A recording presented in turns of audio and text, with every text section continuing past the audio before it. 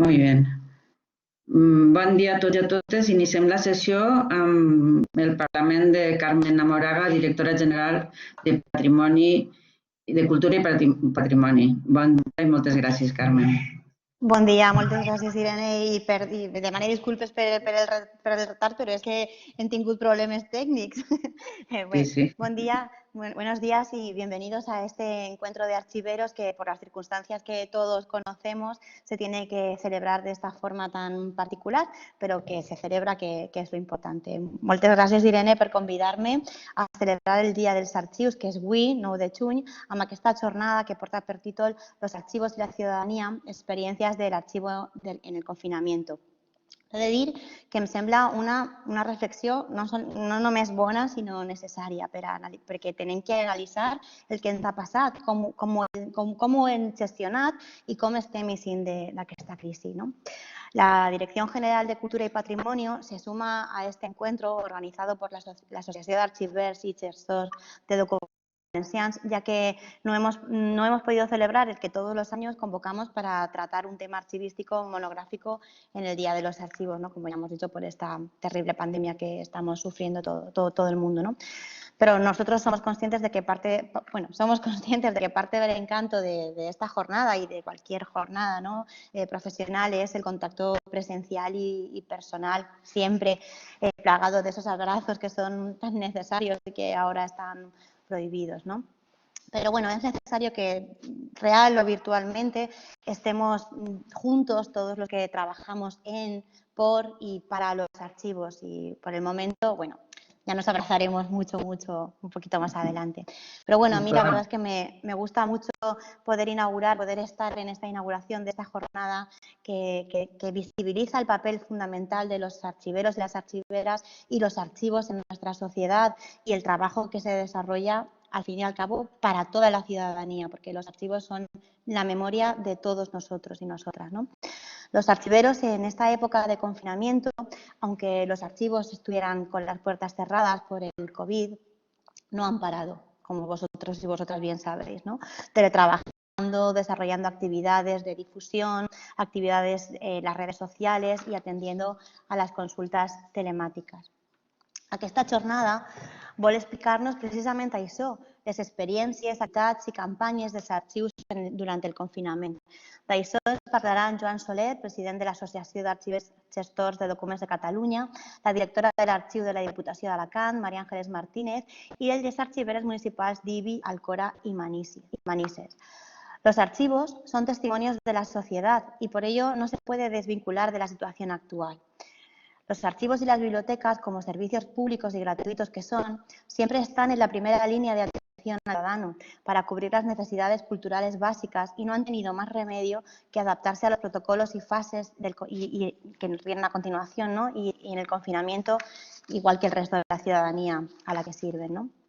Han tenido que reinventarse y ofrecer servicios online, y lo que ha nacido de una necesidad lo podemos convertir, como dice el refrán, en una virtud, pero más que en una virtud, en una oportunidad, ya que sin pretender sustituir el trato personal, que eso es insustituible, la cercanía y la amabilidad de los profesionales de los archivos, vamos a encaminarnos a una sociedad progresivamente más virtual, en la que los servicios presenciales que ofrezcamos desde los archivos se van a tener que completar y mejorar con los servicios telemáticos y además apoyarnos cada vez más en las redes sociales para poder llegar a todo tipo de ciudadanos, y de paso a ver si conseguimos que las redes sociales pierdan esa agresividad que muchas veces tienen, ¿no? Vamos a ver si conseguimos eso també.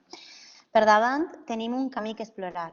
Vosaltres, com a professionals, aportant les idees i fórmules que facin el sistema arxivístic més accessible i eficaç.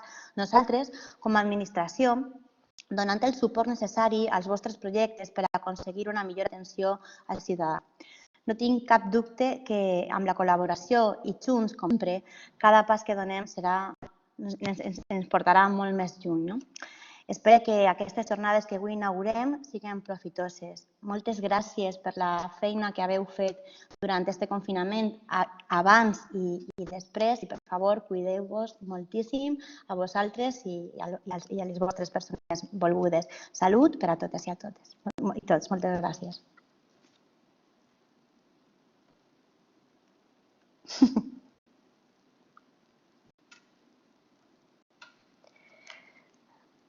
el micro. Disculpa, Irene, ha de conectarse el micro. Perdó, sí.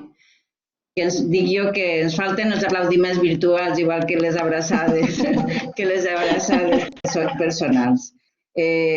Has dit quasi tot el que anava a dir jo. Estem en la línia de col·laboració amb la Direcció General, com bé saps. Hem donat les gràcies pel vostre suport des de sempre, que l'agraïm. Com bé saps, també els arxius moltes vegades som els fills oblidats o els germans oblidats o els pares oblidats totalment de la pròpia administració. Entonces, aplegar-nos, és dir, s'ha tornat superimportant el poder celebrar el Dia Internacional dels Arxius, que ja no és un dia internacional. Jo quasi que faria el mes de juny més internacional dels arxius. És a dir, els arxivers i les arxiveres ens hem volcat en la celebració d'aquest dia precisament per a donar un muntó de visibilitat a la nostra professió i a les nostres reivindicacions en el dret d'accés als arxius, als accés als documents i en la importància que han tingut i tenen els arxius en la consolidació de les democràcies i en el seu desenvolupament en països menys desenvolupats. Al voltant d'este any, al voltant del Covid i del 9 de juny, la UNESCO ha fet una crida una crida intentant que el Covid siga una oportunitat per a un major suport al patrimoni documental. El Consell Internacional d'Arxius ha tingut la vocació també de fer una declaració fent peu, sobretot, en el deure de documentar tot allò que està passant, el donar suport a tot el tema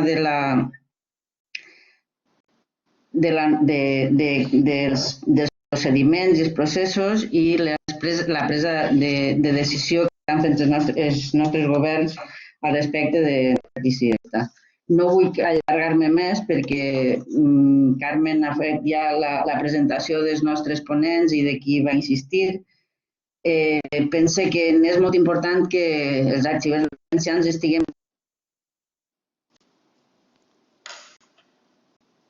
sinó també en la línia dels moviments internacionals en favor de la nostra professió. I pense que el nostre esforç de tots els anys, tant els presencials com els que celebren a València i els que es celebren i que acabem celebrant en altres pobles en col·laboració els nostres en Castelló i en Alacant, en col·laboració en els nostres arxivers municipals, sobretot en els seus ajuntaments, pense que ha de seguir i que ha de ser reforçat.